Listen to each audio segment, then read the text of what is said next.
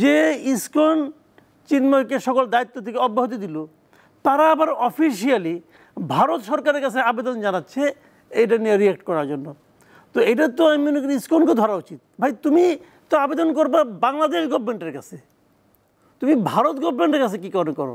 ভারতের সাথে বাংলাদেশের সম্পর্কে যে টানাপোড়েন বেড়েছে এটা তো বোঝাই যাচ্ছে। ভারতীয় মিডিয়া যদি দেখেন, সরকারের রিয়াকশন যদি দেখেন, বিজেপি সমর্থকদের কর্মকাণ্ড যদি দেখেন, এই পর্যায়ে মানে আমরা তো এই সরকার, অন্তর্বর্তী সরকার আসার পরে ডক্টর ইউনূস কথা বলেছেন, কার্যক্রম দেখেছি, কিন্তু পরিস্থিতি আস্তে আস্তে ঘোলাটে হয়ে যাচ্ছে বলে মনে হচ্ছে। আপনি কি মনে করেন? ঘোলাটে হয়ে যাচ্ছে কিনা জানি না, আলটিমেটলি এটা ঘোলাটে থাকবে কিনা তাও বলতে পারবো না। তবে এই মুহূর্তে একটু অস্বস্তিকর, এগুলো কিছু ঘটনার প্রেক্ষিতে হয়েছে। ভারত আমার মনে হয় যে তারা মানে অতিমাত্রায় মানে সেন্সিটিভ তারা হচ্ছে আর কি। কী কারণে হচ্ছে আমি জানি না।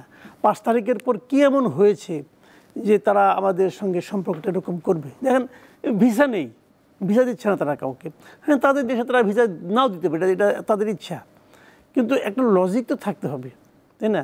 আরেকটা জিনিস মাথায় রাখতে হবে, ভারত যেমন আমাদের প্রতিবেশী, আমরাও কিন্তু ভারতের প্রতিবেশী। এখন এই জিনিসটাই কিন্তু ডক্টর ইউনূস বলেছিলেন আগে, প্রথম একদম শুরুতেই বলেছিলেন। এটাকেও এবার তারা অধ্যত্ত মনে করতেছে, তারা বেয়াদবি মনে করতেছে যে কেন সে 7 সিস্টারের হুমকি দিল। তো এখন এটা হুমকি নাকি বাস্তবতা জানিয়ে দেওয়া, এটা তো তাদের ব্যাপার। কিন্তু আমি মনে করি এখানে এতটা মানে সংবেদনশীল আচরণ ভারতের জন্য আমার কাছে প্রত্যাশিত না। আপনি এটা কথা ভাবেন, চিন্ময় দাসকে গ্রেপ্তার করা হলো। চিন্ময় দাস কে রে ভাই? যে মামলায় গ্রেপ্তার করা হলো, আমি পার্সোনালি মনে করি গ্রেপ্তার না করলেও চলতো, আমি মনে করি। এখন আমার মনে করি চলবে না, আমি যতটুকু জানি তার প্রেক্ষিতে মনে করি। এর বাইরেও কিছু অনেকে জানতে পারে, সরকার হয়তো এর বাইরেও কিছু জানে, তারা গ্রেপ্তার করেছে, কিন্তু আমি মনে করি গ্রেপ্তার না করলেও ভালো হতো।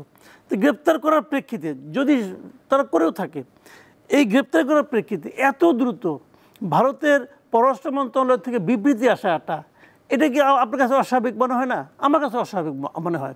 আবার ইন্টারেস্টিংলি, যে ইসকন চিন্ময়কে সকল দায়িত্ব থেকে অব্যাহতি দিল, তারা আবার অফিসিয়ালি ভারত সরকারের কাছে আবেদন জানাচ্ছে এটা নিয়ে রিয়েক্ট করার জন্য।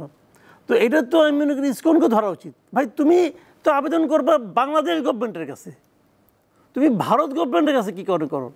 আবার আরেকটা জিনিস, যে ভারত গভর্নমেন্ট যে কাজটা করতেছে, মনে করেন চিন্ময়ের ব্যাপারটা নিয়ে সে রিয়েক্ট করতেছে, তারপর পূজা নিয়ে রিয়েক্ট করতেছে, কল্পিত দলবদ্ধ আক্রমণ সংখ্যালঘুদের উপরে, এটা নিয়ে তারা রিয়াকশন শো করতেছে, সবই ঠিক আছে। আমার মাঝে মাঝে ভাবতে ইচ্ছা করে, মানে আমি ভাবতে পারি না, বুঝতে পারি না যে ভারত কি আসলে একটা হিন্দু রাষ্ট্র? ভারত তো হিন্দু রাষ্ট্রটা। ভারত তো নিজেদেরকে বলে যে বৃহত্তম সে তা নাকি সেকুলার গভর্নমেন্ট। তারা যদি সেকুলার হয়ে থাকে, তাহলে এই দেশের যে কোনো নাগরিকেরই যদি কোনো মানবাধিকার লঙ্ঘিত হয়, তারা একটা রিয়াকশন দেখাতেই পারে। কিন্তু কেবল হিন্দুদের জন্য দেখাচ্ছে কেন? আপনি ভাবেন তো, পুরো জুলাই মাস ১,৫০০ বা ২,০০০ লোক যে মারা গেল, স্টেটমেন্ট ছিল, তারা বলছে এটা নাকি বাংলাদেশের অভ্যন্তরীণ বিষয়। তো ওটা যদি অভ্যন্তরীণ বিষয় হয়, তাহলে এইটা কেন অভ্যন্তরীণ? আর এটা তো আদালতের ব্যাপার। উনি কেন জামিন পেলেন না, এটা তো আদালতের ব্যাপার। তো এইটা নিয়ে রিয়াকশন যদি ভারতের পররাষ্ট্র মন্ত্রণালয় দেয়, তখন তো বোঝা যাচ্ছে যে আমাদের ব্যাপারে ওরা আসলে আমাদের কাছে পছন্দ করছেন না।